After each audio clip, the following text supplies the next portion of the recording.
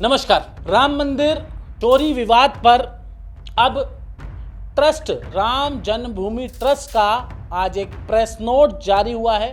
राम जन्मभूमि trust के कोषाध्यक्ष गोविंद गिरी महाराज ने एक प्रेस नोट जारी किया। उस प्रेस नोट में साफ तौर पे लिखा है कि जो गलत है उनको हम नहीं बख्शेंगे।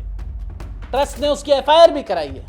उत्तर प्रदेश पुलिस की जांच भी कर रही है एसआईटी, और किसी भी दोषी को नहीं छोड़ेंगे। और ट्रस्ट ने साफ तौर पे कहा है कि जो ट्रस्ट के चंपत राय और अनिल मिश्रा हैं उन्होंने इस्तीफा दे दिया है। इस इस्तीफे को अगली बैठक में निर्णय किया जाएगा कि इस्तीफा स्वीकार हुआ है या नहीं हुआ है। ट्रस्ट के महामंत्री चंपत राय जी ने इस्तीफा दे दिया है और राम जन्मभूमि ट्रस्ट की ओर से साफ तौर पे कहा गया है जो भी आभूषण भेंट स्वरूप मिले थे ट्रस्ट को, ईंट चांदी की ईंट हो चाहे और कोई अन्य आभूषण हो, सभी सुरक्षित हैं ट्रस्ट के पास।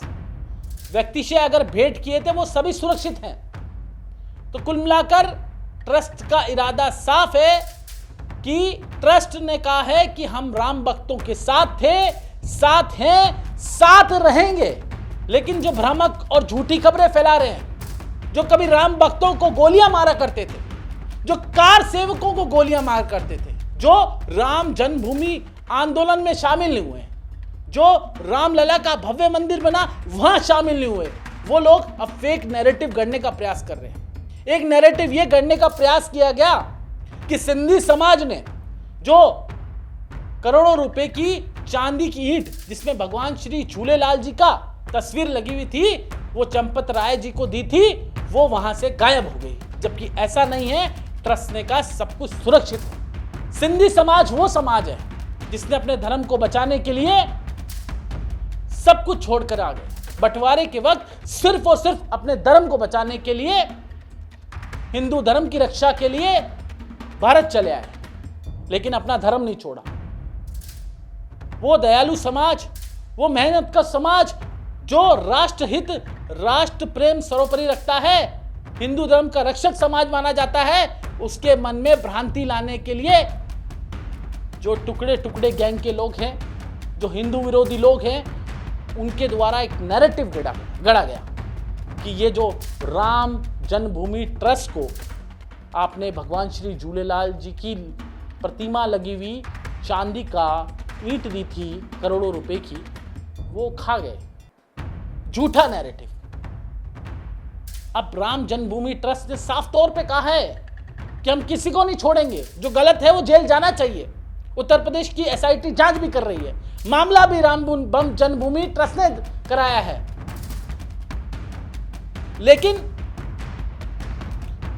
नैरेटिव अलग तरह से गढ़ा जा रहा है, क्योंकि वैचारिक युद्ध है, सोशल मीडिया का युद्ध है। किस भी तरह से नैरेटिव गढ़ा जा रहा है कि किसी भी तरह से हिंदू समाज को तोड़ा जाए, किसी भी तरह से जातियों में तोड़ा जाए, किसी भी तरह से धार्मिक भावनाएं उनकी आहत की जाए, जबकि ऐसा कुछ नहीं है। जो चोरी करेगा भगवान भी उन्हें माफ नहीं करेंगे, एसआईटी भी उन्हें माफ नहीं करेगी, उत्तर प्रदेश की पुलिस भी उन्हें माफ नहीं करेगी, ट्रस्ट के लोग भी उन्हें माफ नहीं करेंगे, ट्रस्ट के सदस्य भी उन्हें माफ नहीं करेंगे। कोई भी गलत होगा उसको कोई माफ नहीं करेगा। लेकिन नैरेटिव पॉलिटिकली अलग तरह से गढ़ा जा रहा है। राम जन्मभूमि ट्रस्ट ने और अंत में क्या लिखा है कि हम विश्वास दिलाते हैं भविष्य में कोई दुर्भाग्यपूर्ण स्थिति ना बने, ऐसा सुनिश्चित करेंगे। ऐसी कोई स्थिति नहीं बने, अपराधियों को वैधानिक यथायोग्य दंड मिले, इसके भी आग्रही रहेंगे। असामाजिक, अधार्मिक, स्वार्थी तत्वों द्वारा सनातन धर्म पर लांछन लगाने के प्रयास सफल नहीं होने देंगे।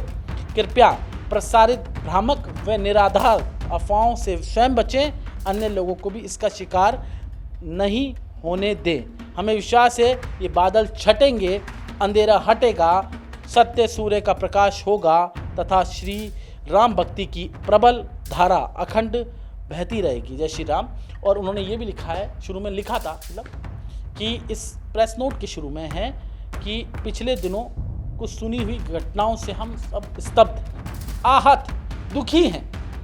समस्त राम भक्तों राम सेवकों के प्रतिनिधि के रूप में यहाँ सेवा करने वाले हम इसकी न्यायपूर्ण जांच और राम भक्तों को आश्वस्त करने के लिए प्रतिबद्ध हैं। इतना कड़ा मैसेज ट्रस्ट ने दिया है और ट्रस्ट के कोषाध्यक्ष स्वामी गोविंद गिरी महाराज ने ये साफ तौर पे कहा है कि कोई बख्शा नहीं जाएगा। लेकिन आप सोच लीजिए, बख्शा वो भी नहीं जाएगा, भगवान देख रहे हैं, ईश्वर देख रहे हैं, बख्शा वो भी नहीं जाएगा जो हिंदू समाज को तोड़ने के लिए, जो हमारे धर्म को नुकसान पहुंचाने के लिए गलत तरह के नैरेटिव करते हैं। ये साफ तौर पर। जय सिया राम, नमस्कार।